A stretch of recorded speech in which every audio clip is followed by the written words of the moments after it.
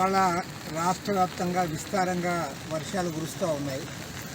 చాలా చోట్ల గ్రామీణ ప్రజలు ఇబ్బందులు పడుతూ ఉన్నారు. కొన్ని చోట్ల పట్టణాల్లో కూడా ఇళ్లలోకి నీళ్ళు వచ్చి ఇబ్బందులు పడుతూ ఉన్నారు.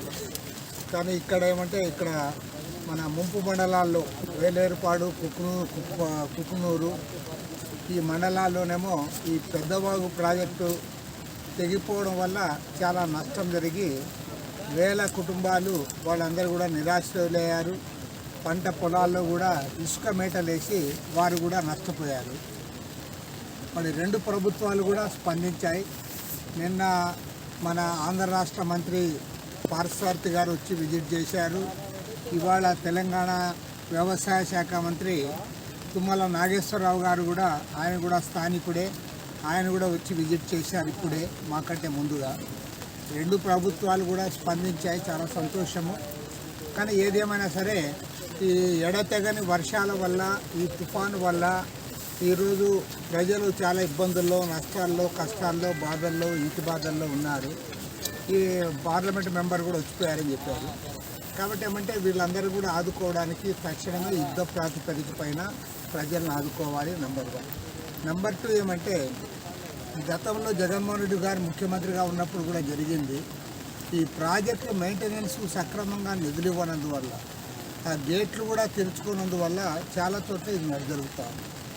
గతంలో సీఎం గారి సొంత జిల్లా కడప జిల్లాలోనే అప్పుడు అన్నమయ్య ప్రాజెక్టు, పించా ప్రాజెక్టు, 2 ప్రాజెక్టులు ఒప్పుకుపోయి అక్కడ స్థానికంగా చాలా నష్టపోయారు. ఇక్కడ కూడా మేము వింటున్నది ఏమంటే దీన్ని మెయింటెనెన్స్కి సక్రమంగా నిధులు ఇవ్వలేదని చెప్పి, తర్వాత ఇక్కడ కూడా దీన్ని సరిగా చూడడం లేదని చెప్పి చెప్తా ఉన్నారు. కారణం ఏమంటే ఇందులో కింద ఆయకట్టు భూములన్నీ కూడా దాదాపు 90% ఆంధ్ర ప్రాంతంలో ఏవైతే మునుక ప్రాంతాలు ఉన్నాయో కుక్కునూరు, వేలేరుపాడులో ఉన్నాయి. ఇక్కడ తెలంగాణ ప్రాంతంలో ఓన్లీ 1000 acres మాత్రమే ఉందని చెప్తా ఉన్నారు. కాబట్టి ఏమంటే ఆ రకంగా కూడా దీనిపైన ఇదేమో, ఎందుకంటే ఏదైతే మేజర్ డ్యామ్ ఉందో ఆ డ్యామ్ భాగం అంతా కూడా తెలంగాణలో ఉంది. ఆయకట్టు ప్రాంతమేమో కింద ఆంధ్ర ప్రాంతానికి వచ్చింది. కాబట్టి ఏమంటే సహజంగా ఆంధ్ర ప్రాంతం మాకేం సంబంధం లేనట్టు ఉండడం, తెలంగాణ వాళ్ళు దీని ఆయకట్టు అంతా కూడా ఆంధ్ర ప్రాంతానికి పోయింది కదా అని చెప్పి వాళ్ళు కూడా ఉన్నారు. ఇది సరైనది కాదు. ఇవాళ దీనికి ఇచ్చేయాల్సిన అవసరం ఉంది. ఏదేమైనా సరే ఇవాళ గోదావరి నదీ తీరంలో ముఖ్యంగా పోలవరం ప్రాజెక్టు నిర్వాసితులు ఉండే అన్ని ప్రాంతాల్లో కూడా ఈరోజు వర్షాలు అధికంగా పడడం వల్ల, పైనుంచి నీళ్లు కూడా పెద్ద ఎత్తున వస్తుండడం వల్ల కూడా ఈరోజు ఇబ్బందులు పడుతూ ఉన్నారు. మరి పోలవరం నిర్వాసితుల విషయంలో మన ప్రభుత్వాలు ఒక్క మాటలో చెప్పాలంటే ఒక నిర్లక్ష్య ధోరణి ప్రదర్శిస్తారు. అది జాతీయ ప్రాజెక్టు కాబట్టి వాళ్ళు చేయాలంటూ ఉన్నారు. కేంద్ర ప్రభుత్వం దాన్ని ఏమాత్రం కూడా పట్టించుకోవడం లేదు. దాని పర్యవసానంగా ఇవాళ జరుగుతున్నది ఏమంటే పాపం వాళ్ళు ఇవాళ భూములు కోల్పోతున్న వాళ్ళు, గ్రామాలు ఖాళీ చేయాల్సినటువంటి పోలవరం నిర్వాసితులందరూ కూడా పదే ఇబ్బందులు గురవుతూ ఉన్నారు. ఈ వానలు వచ్చిన ప్రతి సందర్భంలో కూడా వాళ్ళందరూ కూడా మొత్తము గుట్టలు ఎక్కాల్సి వస్తూ ఉంది. ఎక్కడో పోయి బతకాల్సిన పరిస్థితులు వస్తూ ఉన్నాయి. వారాల పర్యంతం వాళ్ళందరూ కూడా ఇబ్బందులు పడుతూ ఉన్నారు. ప్రభుత్వాలు కూడా ఇదేదో మామూలు విషయంగా తీసుకుంటా ఉంది తప్ప దాన్ని ఒక ప్రాధాన్యత కలిగిన అంశంగా వాళ్ళు తీసుకోవాలి.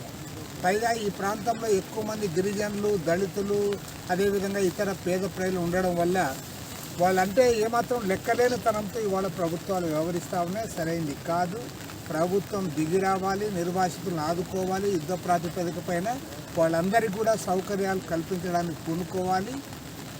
అంతేకాకుండా వాళ్ళందరికీ శాశ్వత పరిష్కారం చూపాలని చెప్పి కూడా కోరుతా ఉన్నాం. ఈ పెద్దవాగు ప్రాజెక్టు విషయంలో కూడా ముఖ్యమంత్రి చంద్రబాబు నాయుడు గారు తక్షణమే స్పందించి ఇక్కడ ఉంటే ఇవాళ దాదాపు 15 గ్రామాలు ఇవాళ నష్టపోయినాయని చెప్పారు. వాళ్ళందరూ నిరాశ్రయుల వారందరికీ కూడా పక్కన క్యాంపులు ఏర్పాటు చేశారని కూడా చెప్తా ఉన్నారు. ఆ క్యాంపు కూడా మేము సందర్శించి వారికి ఏ రకంగా చేస్తున్నారో కూడా విచారిస్తాము. ఏదేమైనా సరే ఒక దురదృష్టకరమైన సంఘటన. 2 రాష్ట్ర ప్రభుత్వాలు కూడా స్పందించి యుద్ధ ప్రాతిపదిక పైన ఎవరైతే బాధితులు ఉన్నారో ఆ బాధితులందరినీ ఆదుకోవాలని చెప్పి డిమాండ్ చేస్తూ ఉన్నాం. ఇక్కడే కాకుండా రాష్ట్ర వ్యాప్తంగా వివిధ జిల్లాల్లో ఈ తుఫాను వల్ల, ఈ వరదలు, వానల వల్ల ఎవరైతే నష్టపోయారో వాళ్ళందరినీ కూడా ఆదుకోవడానికి యుద్ధ ప్రాతిపదికన చర్యలు చేపట్టాలని చెప్పి కూడా భారత కమ్యూనిస్ట్ పార్టీ తరఫున డిమాండ్ చేస్తూ ఉన్నాం. ఈ అంశాలపైన ముఖ్యమంత్రి గారికి రేపు ఉత్తరం కూడా రాసి ఆయన కలవడానికి కూడా రెవెన్యూ మినిస్టర్ని వాళ్ళని కూడా కలిసి ఈ అంశాలను వాళ్ళ దృష్టికి తేవడానికి కూడా మేము ప్రయత్నం చేస్తాం.